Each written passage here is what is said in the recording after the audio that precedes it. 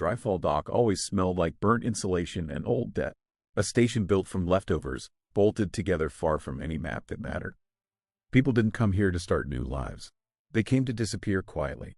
I was there for scrap, damaged actuators, half-legal labor contracts, anything I could strip down and keep my ship flying another month. The auction hall was a rusted pressure chamber with welded seating and lights that flickered like they were tired of being useful. I'd been to enough of these to know the rules. Don't talk, don't stand out, don't care. Then the guards dragged her onto the platform. The room didn't fall silent out of respect. It went quiet because everyone recognized the mistake standing in front of him. She was tall, too tall for a human frame to read comfortably.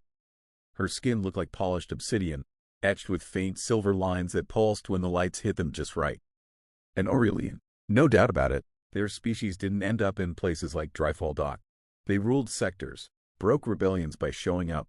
Her wrists were locked in suppression cuffs, military grade. The kind used when someone's biology itself was a threat. She didn't struggle, didn't scan the room, just stood there, motionless, like gravity had stopped asking her permission. Lot 39, the auctioneer said, voice flat. Aurelian female, no documentation, no lineage verification, sold as is, no lineage. That was the obscenity. The opening bid hit the floor and died there. 10 credits. Someone laughed, nervous, sharp, like the universe had made a joke nobody wanted to finish. No one raised a hand, not because she wasn't valuable, but because she was too dangerous to own. An undocumented Aurelian wasn't property. She was a liability with teeth. I didn't plan to speak. I didn't even lift my head. 12. The word came out of me before I decided to say it. Every face turned. The auctioneer blinked. 12 credits from the human. A Dravian slaver 2 rows down leaned forward, plates grinding. You don't want this one, he said. She'll ruin you. Probably, I answered. 12. Silence stretched. No counterbid, no argument. Sold, the auctioneer said. To the human. 12 credits. That was almost everything I had left. The guard shoved her toward me. She stumbled once, caught herself without touching the floor. Grace, even now. She looked at me then, really looked. Gold eyes, cold, measuring. Why? She asked. I reached up and unlocked the cuffs. The suppression field died with a soft mechanical whine. Because, I said, no one should cost that little. I turned and walked out. I didn't check if she followed. A few seconds later, I heard footsteps behind me. My ship was called the Rustwake because nothing else that flew like it deserved a cleaner name. She wasn't fast. She wasn't pretty. Half her hull plates came from 3 different manufacturers that had all gone bankrupt before I was born. But she held pressure, most days, and the engine still answered when I asked politely. I walked up the ramp without looking back. That was important. People with power expect attention. People who've lost it expect orders. I gave her neither. The ramp hissed shut behind us. She stood in the cargo bay like she was waiting for something. A command, a threat, a ritual. The space around her looked wrong, like the ship hadn't decided yet whether she belonged inside it. I tossed my jacket onto a crate and keyed the lights up a notch. The cargo bay came alive with clutter. Coils of wire, stripped panels, half-open tool cases, coolant stains that never quite came out no matter how many times I scrubbed. This is it, I said. Don't trip. Some of the deck plating flexes. She didn't move. I sighed, pointed with my chin. Crew quarters are through there. It's a cot and a privacy screen. Galleys aft. Water recyclers temperamental. So don't get sentimental in the shower. You give me a room, she said slowly, like she was tasting the words. On your ship. Yeah. Where do you sleep? Mostly the cockpit, I said. Gravity's better behaved up there. She studied me, not my face, my posture, my hands, the way I moved around the ship without asking permission. Like she was trying to locate the threat and coming up short. You are not afraid I will kill you, she said. I thought about it, gave it the consideration it deserved. Are you planning to? I have not decided. Fair enough, I said. Let me know before you do. I've got dinner plans. That broke something. I saw it in her eyes. A microsecond where the script failed and no replacement lines loaded. I moved past her into the galley and started pulling ration packs from a locker. Protein paste, rehydrated vegetables, the good kind, if you squinted. She followed, silent, watched me heat the packs, plate them, bolt one down at the tiny table like it might escape. Sit, I said. I do not require, everyone requires food, I said. Sit, she sat. We ate without talking. The ship hummed around us, old systems arguing quietly with each other. I didn't push. I'd learned the hard way that silence could do work if you let it. When she finished, she placed the utensils down with surgical precision. "You treat me as an equal," she said. "As if I am not Aurelian." "Right now," I said, "your crew." Her head tilted. Crew helps with repairs," I continued. "Crew eats together. Crew doesn't get worshipped and doesn't get ordered around unless something's on fire. And if crew refuses, then crew explains why, or doesn't. Depends on the day." She absorbed that. You could almost hear the recalibration. I stood and grabbed a tool belt, tossed it onto the table between us. "Coolant line in Section 4 is leaking. If you're staying, you're helping." She stared at the belt like it might explode. "This is not how my people—" "I know," I said. "That's the point." A long pause. Then she stood, picked up the belt, and buckled it around her waist. It hung awkwardly, not designed for her frame, but she adjusted it without complaint. "What do I do?" I handed her a scanner. "You tell me which pipe's about to fail before it ruins my night." She took it. Our fingers brushed. She didn't pull away immediately. In the engine bay, under harsh work lights, I finally saw what the auction hadn't shown. The silver lines on her skin weren't ornamental. They weren't cultural markings or royal symbols.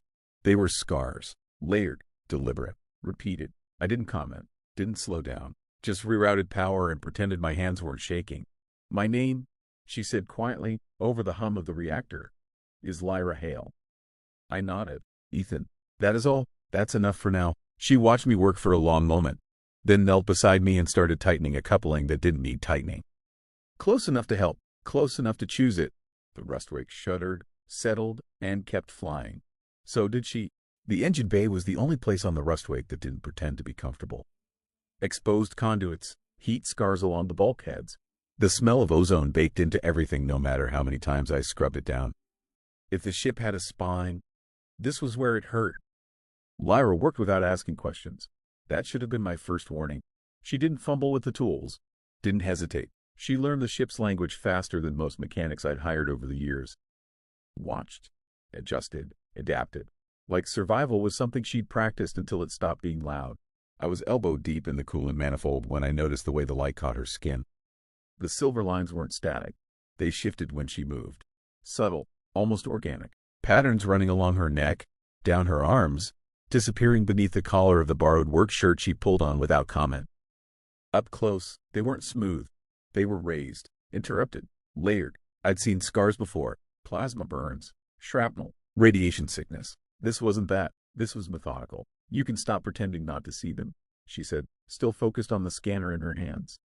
I tightened a bolt that didn't need tightening. "Wasn't pretending." "You were," she replied. No accusation, just a fact. I pulled my arm free and wiped coolant off my sleeve. "They did that to you?" "Yes." "My people?" She shook her head once. "My own." The words landed heavier than the ship ever could. For a while, the only sound was the reactor cycling and the distant tick of cooling metal. I didn't ask questions. I waited. That seemed important. "They are not decorative," she continued. "They are compliance scars. Each line corresponds to a failed renunciation." "Renunciation of what?" She finally looked at me then. Gold eyes steady. No drama in them. No plea. My blood. I leaned back against the bulkhead. "Start wherever it hurts least." She considered that. Then she reached up and unfastened the collar of the shirt just enough for me to see the marks at her throat more clearly. "Older there, deeper. My father ruled the Aurelian Dominion for 57 cycles," she said. "Not through conquest, through balance, through agreements that made enemies unnecessary. That tends to make powerful people nervous," I said. "Yes, especially family." She adjusted the scanner settings with hands that didn't shake. "When he died, the official record called it a reactor malfunction aboard his personal cruiser," she went on. "An accident caused by human-manufactured components." I snorted softly. "We get blamed for a lot." "That was deliberate," she said. "My brother understood optics. He understood that outrage requires distance. Humans were convenient." I didn't interrupt again. "I was second-air," she said. "Not first. Not a threat. That was the mistake." She set the scanner aside and rolled up one sleeve. The scars were worse there. Denser. Patterns overlapping patterns. Each one precise, intentional, designed to hurt without killing. "He couldn't execute me," she said. "Not legally. Not without risking fracture. So he invoked corrective rights." "Let me guess," I said. "Ancient, sacred, twisted into something ugly." "They always are," she said. I felt something tight in my chest. Not pity. She didn't want that. Something colder. Recognition. Maybe. For 4 cycles, She continued. They restrained me and demanded public renunciation of my claim. Each refusal was recorded. Each refusal earned a mark. They believed repetition would break identity. And when it didn't, she smiled then. Not warm, not cruel, just tired. They revised the strategy. She turned slightly, showing me her back. The scars there weren't symmetrical. They were chaotic, angry, less careful. They erased my lineage from public archives, she said. Destroyed witness records, executed counselors who objected, then sold me through intermediaries. No name, no bloodline, no past. Aurelian royalty doesn't just vanish, I said. She does if enough people are paid to forget. I swallowed. And the cuffs, a precaution, she said. If my biology accessed the Dominion network, it might have triggered recognition protocols. So they didn't just sell you, I said. They buried you. Yes. I pushed off the bulkhead and went back to the manifold because I didn't trust my hands to be idle. You could have told me earlier. You didn't ask, she said. And you didn't look at me like someone collecting leverage. That's a low bar, I muttered. For my people, she replied. It is not. The coolant pressure stabilized. The ship settled into a smoother hum, like it approved of whatever truth had just been unloaded into its guts. What happens now? I asked. She hesitated, just for a fraction of a second. Now, she said, I remain inconvenient. Good, I said. Inconvenience keeps things interesting. She watched me reroute a cable with unnecessary care. You are not afraid, she said again. Not of me, not of what I represent. I thought about Dryfall Dock, about the auctioneer's bored voice, about 12 credits leaving my account like they were tired of me. I'm afraid of ships breaking in ways you don't hear until it's too late, I said. I'm afraid of empty space where something should be. I'm afraid of silence that lasts too long. She nodded slowly. Then you understand more than you think. A warning chirp sounded from the nav console. Proximity alert. Long range. I glanced at the display. 3 contacts. Clean signatures. Military profiles. Aurelian. Lyra didn't look at the screen. She didn't need to. They remember blood, she said quietly. They always do. I reached for the pilot controls. Then we don't give them anything to recognize, I said. The Rustwake turned toward the dark and ran. The first rule of running from people who own fleets is this. You don't outrun them. You disappear. The Rustwake screamed the moment I pushed her past what her frame thought was reasonable. Old engines don't complain politely. They rattle, whine, threaten to tear themselves loose just to prove a point. I kept one hand on the console, the other wrapped around a coffee mug that had survived 3 decompressions and 1 bad landing on a moon that technically didn't exist anymore. 3 Aurelian war cruisers slid onto the display like they'd always been there. Clean, elegant, purpose-built. They didn't broadcast, didn't warn. Aurelians never did. If you saw them, it meant they were already calculating the least wasteful way to end you. Lyra stood behind the pilot's seat, silent. Not panicked, not frozen, just watching the readouts like she was reading weather. They found us faster than expected, she said. Yeah, I replied. They tend to do that. I didn't ask how. I didn't need to. Blood remembers. Machines do too. The nav computer spat out probabilities. All bad. Even the optimistic ones were insulting. You can't outrun them, she said. I know. They won't fire immediately, she continued. They'll wait, hurt us, force us into surrender without damaging the ship. Also know that. She finally looked at me. Then why are you changing course? I zoomed the map out and highlighted a region most captains pretended didn't exist. Because this is where people stop looking, I said. The radiation storm didn't have a proper name. It was just a smear on outdated charts, a mess of ionized gas, debris fields, and electromagnetic noise thick enough to make sensors hallucinate. Officially, it was unstable. Unofficially, it was a graveyard.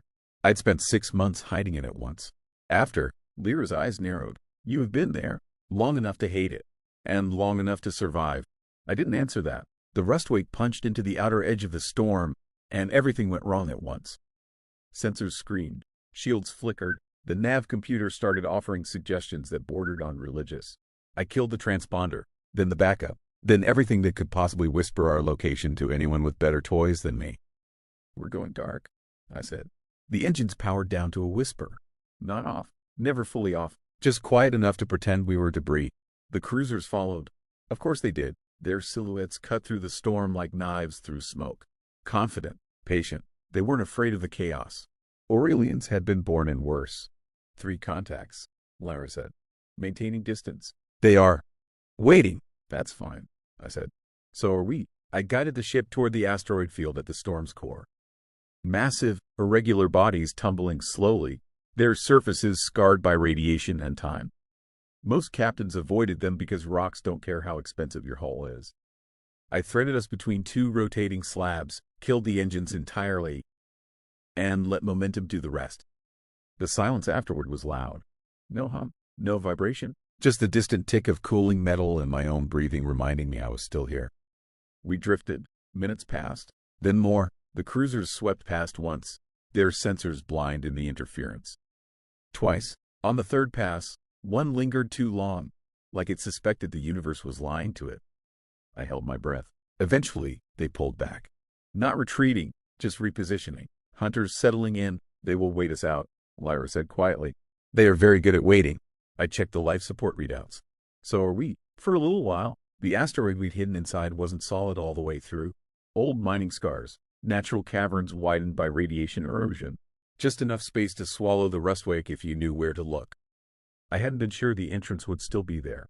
It was. We were officially trapped. I floated out of the pilot's seat and pushed toward the emergency locker, the lack of gravity making everything feel like a bad dream.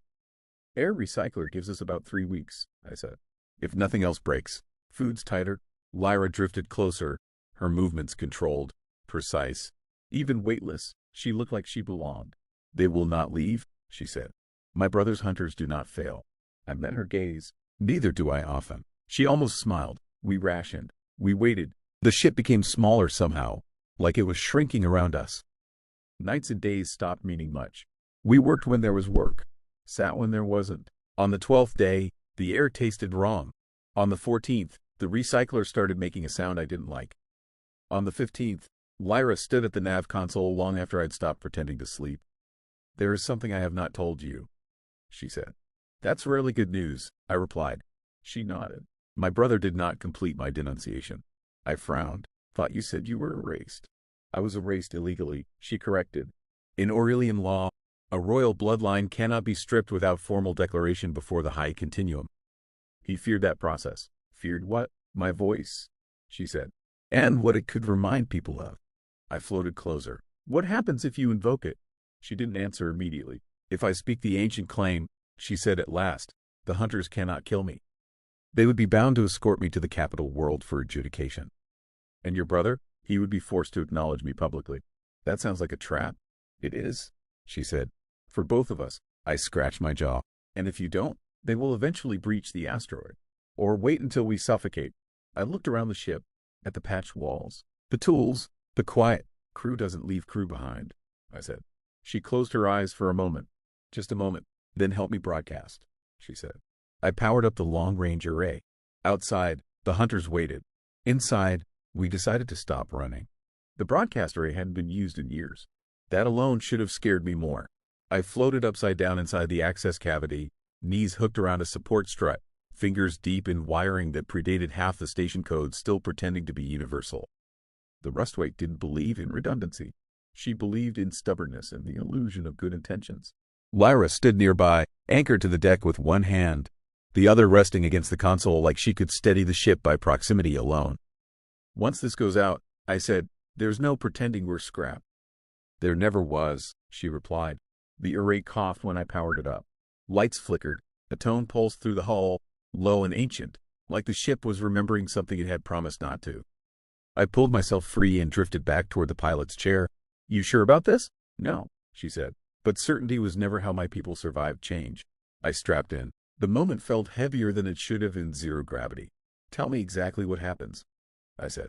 No surprises, she nodded once. The right of return predates the Dominion. It is older than the fleets, older than the councils. If a blooded heir speaks it publicly, any Aurelian vessel that hears it becomes bound. Hunters become escorts. Execution becomes treason. And your brother? He must respond, she said. Silence would be admission. I exhaled slowly. And if he ignores the law anyway? Then he proves everything I will accuse him of. I keyed in the coordinates she gave me. Not to a place, to a frequency. Something ceremonial, something forgotten. You get one shot, I said. She moved into frame, positioning herself in front of the main camera. The lighting was bad, too harsh. It showed every scar. She didn't ask me to adjust it. Ready when you are, I said. She didn't look at me. She looked straight into the lens, shoulders squared, posture shifting in a way that made the cramped cockpit feel smaller. Not larger, smaller, like authority compressing space. When she spoke, it wasn't in trade standard. The language rolled out of her like gravity asserting itself. Old, resonant, the ship's systems struggled to process it, subtitles lagging half a second behind. "I am Lyra Hale," she said, voice steady. Blooded of the second line. Witness to the unfinished denunciation. I invoke the right of return. Outside the asteroid, the cruisers reacted instantly. Power spikes, course corrections, weapons cycling down instead of up. One of them broadcast for the first time. Formal, controlled, claim acknowledged, the voice said. Escort protocols engaged. I let out a breath I hadn't realized I was holding. Lyra didn't stop. I accused Regent Kale Hale, she continued, of unlawful ascension, witness erasure, and the illegal sale of royal blood. I demand adjudication before the High Continuum. Silence followed, the kind that makes your teeth itch. Then a new signal punched through. Priority override. Dominion crest. Her brother. He didn't appear on screen. He didn't need to. You live, his voice said. Calm. Almost amused. How inconvenient. Lyra didn't flinch. You forgot to finish the rite. I chose mercy. You chose fear. I watched the power readings spike again. Fleets repositioning. Messages cascading through channels I couldn't even read. You will return, her brother said. And you will be corrected. I will return, Lyra said. And you will answer. The channel cut. The cruisers moved closer. Slowly. Carefully. Like approaching a relic they were suddenly afraid to touch. They will take us to Valor Prime, Lyra said softly. Under guard. I glanced at the life support panel. At least we'll get fresh air. She almost laughed. The journey took days. 6 of them. The rustwake was pulled along by vessels that dwarfed her. Their presence constant. Oppressive. But restrained. No one boarded us. No one spoke unless protocol demanded it. We talked instead. Not about empires. Not about revenge. About stupid things. She asked why humans named ships. I asked why Aurelians pretended blood didn't matter while building everything around it. She told me about gardens suspended over oceans of glass. I told her about a gas station on a moon that sold the worst coffee in 3 systems. Somewhere along the way, the ship stopped feeling like borrowed space. Valor Prime came into view like a threat dressed as beauty. Crystal spires, orbital rings like jewelry, fleets arranged in ceremonial geometry. They'll expect you to kneel, I said. I won't, she replied. They might expect me to leave. She looked at me then. Really looked. Crew doesn't leave crew behind, she said, returning my words like a weapon. The docking clamps locked, the hatch hissed open, and the Empire waited. Valor Prime was built to remind you that you were small. The planet didn't rise into view so much as assert itself. Crystal continents caught the light of its twin suns and fractured it into blinding sheets. Orbital structures hung in perfect symmetry, too clean to feel real. Fleets waited in ceremonial alignment, every ship angled just enough to be seen, not enough to threaten. Power liked to be admired. The moment my boots hit the docking platform, I felt it, pressure without gravity. The kind that made you stand straighter even when you didn't mean to. Lyra walked beside me, unrestrained. That alone sent ripples through the crowd. Officials lined the causeway in layered robes and hard expressions. Military officers stood behind them, hands never far from sidearms that could melt a man into a memory. Cameras hovered everywhere, recording everything, pretending neutrality. No one spoke to me. I was a shadow that came with her. The hull of Continuums was worse inside. Vast, open, designed so that every word echoed whether you wanted it to or not. The council sat elevated, arranged in a crescent that implied balance while ensuring dominance. At the center, on a higher dais, stood the regent, her brother. He looked exactly like her if you stripped out the scars and replaced patience with calculation. Same eyes, same posture, same bone-deep certainty that the universe would make room. Lyra Hale, he said, voice carrying without effort. You invoke ancient rites after cycles of absence.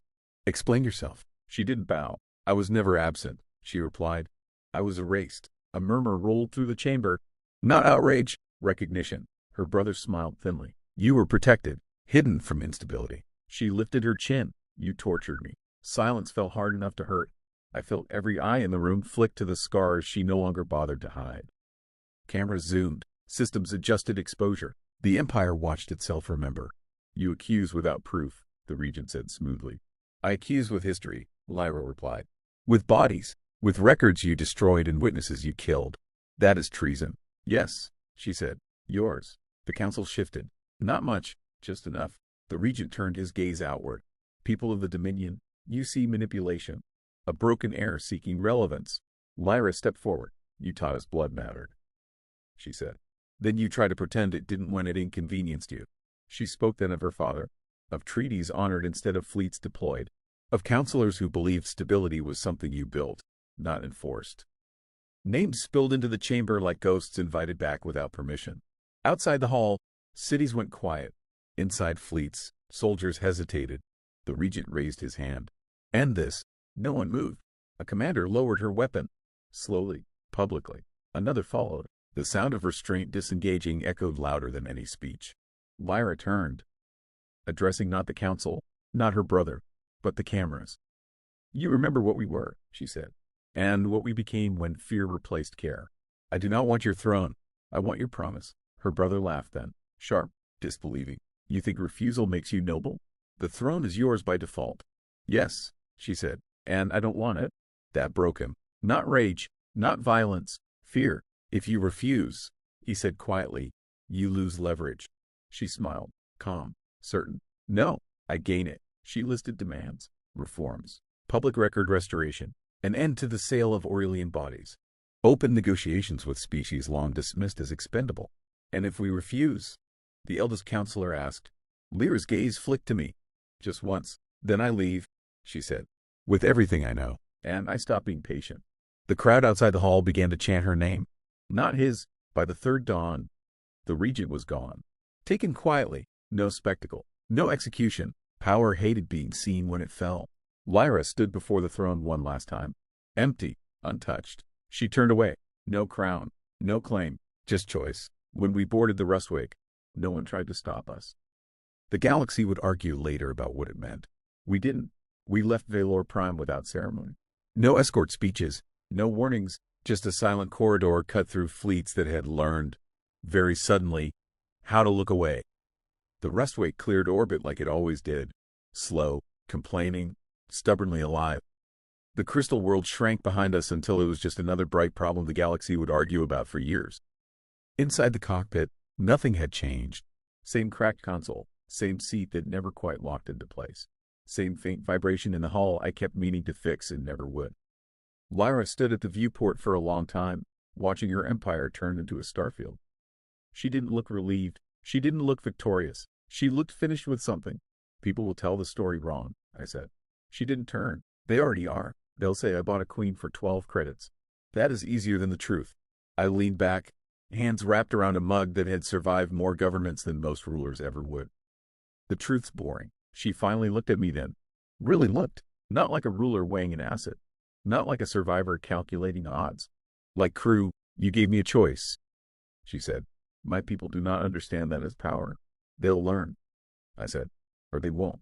We jumped. Not to anywhere important. Not to anywhere named. Just space that didn't care who she had been or what she'd refused. The kind of place where systems broke for ordinary reasons and nobody watched history happen. Days passed. Then more. Lyra learned how to curse at faulty wiring in 3 languages. She learned which tools the Rustwake pretended to like. She learned when to sit in silence without trying to fill it with meaning. I went back to fixing things. Thrusters that coughed, circuits that lied, ships that wanted to be something else and needed help accepting what they were. It was honest work. It didn't ask who you used to be. The galaxy buzzed around us. News feeds argued. Analysts shouted. Old powers pretended this had all been part of the plan. We ate together, worked together, sat in the cockpit when sleep didn't come and stared at stars that had never heard of Aurelians. One night, she asked, what happens now? I tightened a bolt and shrugged. Something will break. I'll fix it, then something else will. She nodded. That sounds acceptable. The legend spread faster than truth always does. A human bought an alien queen for 12 credits. People liked that version. It made power small and simple. It made freedom look accidental. They didn't see the quiet parts. The work, the refusal, the choice to walk away from a throne and into a life that didn't clap. I never bought a queen. I bought time. I bought silence. I bought the space for someone to decide who she was when no one was watching. The Rustwake kept flying. So did we. Not toward anything grand, just forward. If you want to see more similar stories, subscribe to the channel and like this video. You don't lose anything, and you can change it at any time. Thanks for watching. See you in the new video.